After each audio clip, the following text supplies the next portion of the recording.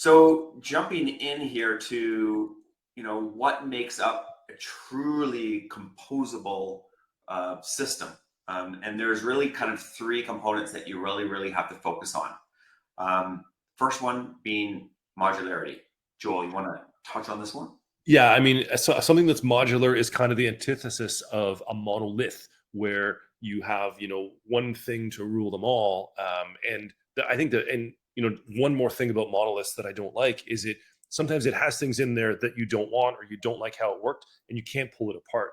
But when something's modular, it's usually a lot smaller. It's independent from other components of the system. Mhm. So, if you have like the commerce component, it's completely different from the content component. They can work together, but they are different and they solve different problems.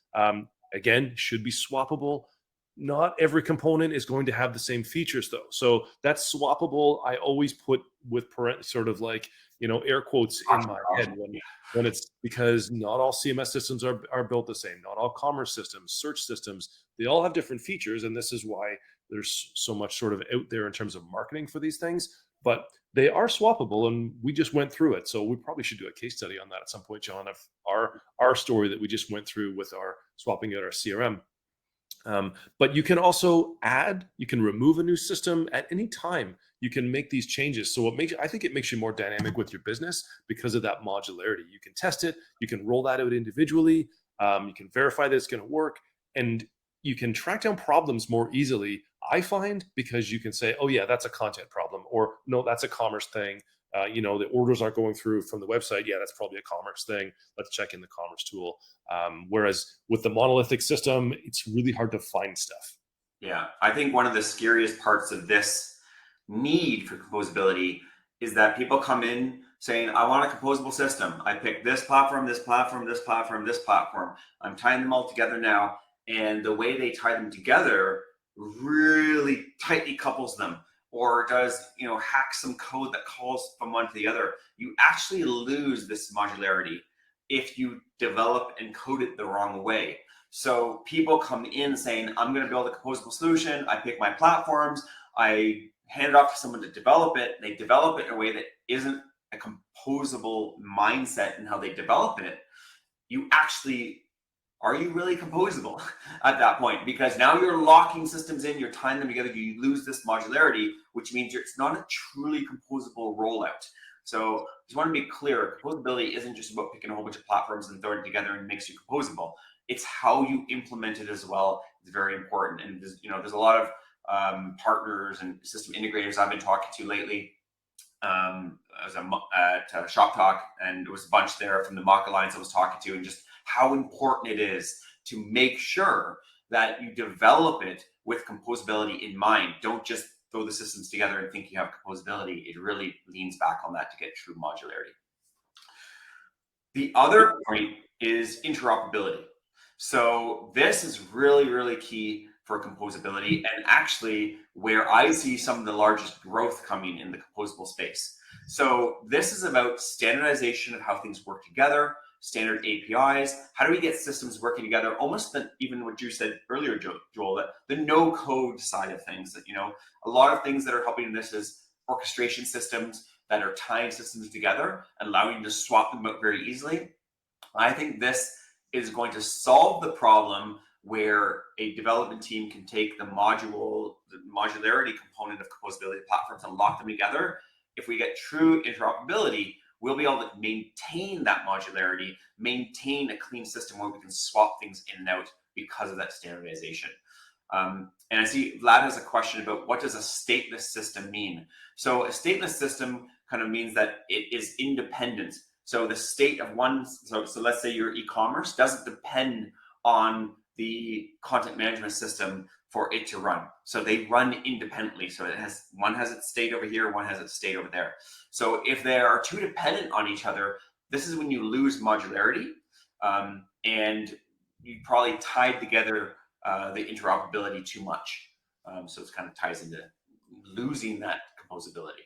Yeah, we used to call that cohesion in sort of like old school software terms, in types of like how stuck together a system was. So if one system has things that are like synced into another one, that can be that's where they just have the wrong state. And the third kind of thing that you need, abstraction. Joel, you want Yeah, to? it's kind of another term we use a lot in computer science, and I just seeing it in here, it's like, yeah, I wonder if people know what we mean by that. And I think that that is the idea of like, let's take the idea of commerce and content. The commerce system doesn't necessarily need to know anything about the content system. That's kind of like what you're talking about with stateless as well, Mhm. where they don't have to have their hooks in that deeply into each other in order for them to work independently, and that's really important for the system to stay simple, and for it to be sort of self-contained. So each thing has its own API, and the developer just needs to know about what that API does for each system. They don't need to know exactly how it all works and all the things that are really, because commerce is complex. Content systems are becoming increasingly, I wouldn't say complex. Actually, I think they're actually getting simpler because of the APIs. But certainly, the idea of what a model is becoming more well defined. How that's all implemented doesn't matter. As a developer, I just need to pull it out and use it on the front end. And you mentioned like JavaScript technologies. Mhm. That's like that. The whole idea of Jamstack technologies and more modern front ends means pulling in and using these APIs is way easier. And if these systems are really abstract, then that works really well. If they aren't, if it's actually just a monolith with an API in front of it, which is also very common, then what tends to happen there is you have APIs that are actually really hard to use because they don't abstract away the complexity. So it should be very use case driven. So this API kind of fixes or solves this particular use case, and it should stay simple so that we can do one use case at a time, and we don't have to try to solve all the problems at once. We can do, faster experimentation. We can quickly spin things up. The time to launch is usually a lot faster for these kinds of solutions just because it's a lot less complex. And what you talked about with orchestration systems, John, I think that we're going to see more and more orchestration systems come into this to Mhm. kind of help connect things together, to stop sort of to maintain that interoperability, that swappability sometimes, and make it so it's easier to kind of see how things are connected, and see how all these layers are kind of brought together, and how those orchestration systems work I think will be one of those things that is going to evolve very quickly. Yeah, I think orchestration is going to be the technique or the way of maintaining modularity, Mhm. interoperability, and abstraction. So it will help you build your system that way. And I'm seeing a lot of, we're going to have a whole session on orchestration in a couple of months. And it's really going to be interesting because a lot of systems like CMSs are trying to build it in. Sometimes they're a separate system.